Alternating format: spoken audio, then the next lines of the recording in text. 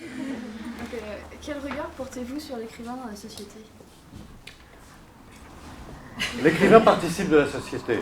Il est un miroir de la société. L'artiste en général, l'écrivain en particulier, le poète, le romancier, l'essayiste, l'intellectuel, mais aussi le peintre, aussi de manière différente. Oui, un miroir de la société. C'est pas un miroir exact, il est là pour interpréter. Il y a une dimension quasi prophétique, mais pas dans un sens religieux, pas dans un sens mystique. Il est tellement attentif à tout ce qui peut se passer. Contrairement à ce qu'on pense, le poète, il n'est pas isolé.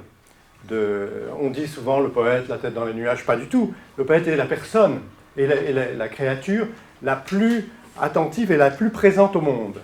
Parce que pour le poète, tout fait signe, tout converge vers lui, rien ne lui échappe. Et puis dans son travail, eh bien, il va témoigner pour ceux qui ne parlent pas aussi. Il y a une dimension métaphysique, mais pas au sens religieux. Tout ce qui n'est pas de l'ordre des savoirs fonctionnels, eh bien, c'est le domaine de l'artiste, c'est le domaine du poète, de l'écrivain. Comment en êtes-vous venu à l'écriture? C'est un vrai mystère, comment on vient à l'écriture. On n'est pas né pour l'écriture. Tout d'un coup, eh bien, quelque chose parle en vous, et puis il y a le besoin comme une musique qui vous submerge, et puis le besoin soudain de le mettre à jour et de le partager. Pour moi, à 15 ans, je lisais pas vraiment beaucoup. Ce qui tombait sous la main, je m'étais inscrit dans une bibliothèque municipale, et je me promenais dans les rayons, et je tombais sur des choses. Comme je ne connaissais pas grand-chose, je n'avais pas de repères, je prenais au hasard, tout d'un coup, le rayon des poètes, et je tombe sur Baudelaire, ensuite après Baudelaire évidemment. Tout suit dans l'espace poétique, et la poésie, comme la poésie est le fond de la littérature, c'est vraiment le fond, c'est là que ça se passe. Au départ, il y a le chant, il y a la poésie, et quand vous regardez dans les littératures premières, Homère, c'est le plus grand poète. De ce chant sortent les autres genres littéraires, mais c'est par là qu'on commence. On se demandait d'où vous était venu le choix de parler de la Shoah. J'ai écrit beaucoup de romans qui parlent du XXe siècle. Et forcément, quand on parle du XXe siècle, on parle des guerres. Et si on parle des guerres, on ne peut pas oublier la seconde, et cette horreur qui a été cette espèce de folie qui s'est produite, et on essaye de comprendre, d'analyser, de voir les racines, d'où ça vient. Et puis donc, on vit dans son siècle, et puis on a plein de signes qui vous viennent, et puis tout d'un coup on tombe sur, je ne sais pas moi, un film de René, Nuit et brouillard. Mais ce n'est pas suffisant, Nuit et brouillard. Il y a beaucoup de brouillard dans Nuit et brouillard, et il ne parle pas trop de René de la Shoah. Alors on va alors enquêter. Puis un jour, j'écris un livre où un homme qui aurait tout perdu, toute sa famille dans les camps, décide par une sorte de folie intime, secrète, il devient photographe de guerre, et qu'est-ce qu'il va chercher sur tous les fronts? Il va chercher justement cet endroit où tout disparaît. Il va se mettre au bord du gouffre pour essayer de retrouver finalement ce qu'il a perdu. Hein. Et là, c'est la première fois que j'ai vraiment parlé de façon explicite et approfondie de la Shoah. Et puis, il y a des nouvelles comme ça. Ces quatre nouvelles que j'ai écrites séparément. En Printanier, c'est le nom de code de la rafle du Veldiv. Et j'ai imaginé un gosse qui revient aux personnes, sauf un petit vieux là, le Michaï, qui lui est un violoniste klezmer. Et bien par tradition, tous les ans, à cette époque-là, eh bien, il vient jouer de la musique pour faire sa propre petite commémoration à lui. Et puis il y a ce gosse qui avec son accordéon, il joue, le gosse lui répond. Tout d'un coup, un dialogue se fait entre l'enfant et lui, le vieil homme. Et ça m'a permis, par ce biais, d'essayer de montrer qu'aujourd'hui encore, il faut être très vigilant, et c'est pour ça qu'au fond, on écrit des livres, et on écrit des poèmes, et on fait des choses inutiles comme ça, comme des sculptures, c'est parce que l'homme a besoin essentiellement de liberté. C'est la liberté qui nous sauve d'un fonctionnement aveugle. On n'est pas des machines, on n'est pas des robots. Et quand vous allez lire une pièce de Shakespeare ou bien un poème de Verlaine, vous êtes dans l'humain, vous êtes dans cet espace humain qui nous sauve. Jamais, si vous aimez Verlaine ou Dostoïevski, jamais vous ne céderez à l'inhumanité. Quel regard portez-vous sur l'actualité contemporaine? L'actualité, je la suis. Dans ma vie, je la suis. Je suis très attentif à tout ce qui peut se passer dans le monde. Et je vais sur place, je vais dans les endroits où des choses dures se passent pour témoigner, pour écrire, pour m'imprégner, pour ne pas rester dans cet abandon comme ça. On a besoin de solidarité, évidemment. Je rencontre des jeunes, je vais dans des classes, je rencontre des étudiants, mais je rencontre aussi les artistes sur place, les écrivains, et là on peut faire des choses ensemble.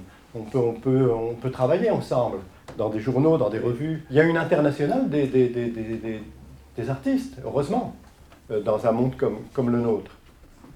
Oui. Pourquoi avez-vous décidé de faire des nouvelles? J'ai écrit une centaine de nouvelles et 60 ont été regroupées dans 2 volumes. Beaucoup de nouvelles sont d'inspiration fantastique. Le fantastique, c'est du côté si vous voulez, d'Edgar Poe, d'Hoffmann, de Gérard de Nerval. Et je serais presque plus versé du côté de l'imaginaire, où le monde semble absent. Mais l'actualité se rappelle à moi très souvent, donc j'alterne. Le roman, c'est différent de la nouvelle, parce que la nouvelle, c'est une parenthèse, c'est assez court, donc on peut faire plein d'autres choses à côté. Mais quand on écrit un roman, on ne peut pas écrire à côté des nouvelles, on ne peut pas écrire à côté des poèmes, on ne peut pas écrire à côté des essais. Pourquoi? Parce que le roman, c'est un trou noir. Le roman absorbe tout. C'est une sorte d'implosion, il prend tout. Le roman prend le théâtre, prend le poème, prend la réflexion, prend tout. Et quand on écrit un roman, on n'écrit que ça. Parce que le roman, c'est pas un genre défini, le roman. La nouvelle, si, on peut. Il y a différents types de nouvelles, mais la nouvelle, elle a, en général, 2-3 personnages, une intrigue. Et c'est proche du théâtre. Hein, c'est proche du théâtre, au fond, des règles, des unités du théâtre classique. C'est très particulier, la nouvelle. Hein, il y a une nécessité d'une précipitation, rien de superflu. Tandis que le roman peut explorer tous les mondes. Tout est possible avec le roman. Arrête, compagnon, j'ai peur, arrête. Entre les arbres inclinés de la colline, j'ai vu un œil. Cet œil n'est pas un nuage. Il me fixe, il m'inquiète. Arrête. Il suit nos pas sur la route. Cet œil n'est pas un nuage. Alors pourquoi le thème de l'obsession est-il souvent présent dans vos nouvelles? L'obsession, elle est forcément dans un texte de fiction, parce que tout est fondé. Quand on écrit une fiction, il faut qu'on rende présente les situations à travers des personnages et dans des moments comme ça, passionnels. Le propre de la nouvelle, justement, c'est un moment de crise dans la vie d'un personnage. Hein, c'est ça une nouvelle. Dans le roman, on prend toute la vie, toutes les vies, il y a des longues tranches de vie, on prend les temps morts, ça fait partie du roman aussi. Tandis que dans la nouvelle, on n'a pas le temps. La nouvelle, il y a qu'un moment comme ça, où tout va basculer, où on est au bord où il y a un suspense, où on est au bord d'une énigme, d'un secret, d'une révélation. Hein, et l'obsession, elle fait partie de l'œuvre romanesque de chaque auteur, à ses fixations, à ses thèmes, à ses obsessions. Donc on vit avec ces obsessions. Mais le propre de l'écrivain, c'est d'en faire une dynamique, un moyen de recherche. Quand on est dans l'isolement inquiet de soi-même, on a aussi des obsessions, mais qui tournent à la manie, et qui sont ce qu'on appelle la névrose.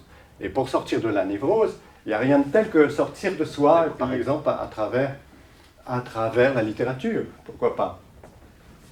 Quelles sont vos sources d'inspiration? Mes sources d'inspiration, comme je disais, c'est d'abord la poésie. Parce que la poésie, c'est toujours neuf. La poésie, c'est très, très curieux. On lit un poème, on ne voit rien. Et puis, parce qu'on n'est pas en situation. Puis, le lendemain, on relit le même texte, et puis on découvre que c'est absolument génial, fabuleux. Moi, je suis en permanence dans cette quête. Et par le roman, on peut faire prendre conscience aux gens qui avaient des a priori parce qu'ils pensaient les choses de manière manichéiste. Ça ne fonctionne pas comme ça, la vie. Ce n'est pas le bien et le mal. Et il faut que les gens sortent de ce manichéisme, qu'ils arrêtent de s'imaginer avoir une identité fixe, définie, absolue, pour pouvoir comprendre enfin que nous sommes tous pareils et que l'altérité, c'est ce qui nous sauve. L'altérité, c'est l'autre. Et plus il est loin, plus il est comme moi. Et c'est la seule façon de s'en sortir dans ce monde. Et donc, il faut toujours faire attention. Dès qu'on sent des choses comme ça qui peuvent se passer ici ou là, dès qu'on entend des propos douteux, il faut toujours dire non, il ne faut pas, je ne suis pas d'accord. Réfléchis à ce que tu dis. Et pense un peu à ce qui pourrait se reproduire. Et on a tous un rôle de témoin, et un rôle d'acteur. Nous sommes tous acteurs du présent et de l'histoire. La nouvelle est un genre qui a besoin de mieux se faire connaître.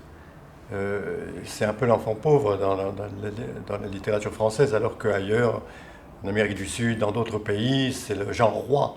En France, non.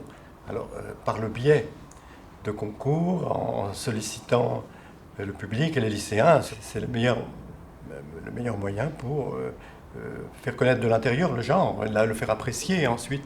Le faire lire et accessoirement pratiquer. On est dans la découverte quand on a 18 ans parce que c'est le moment ou jamais de se passionner, de s'émerveiller, de prendre parti pour des espaces à créer qui sont ceux de l'art. Et là, c'est le bon moment, quoi.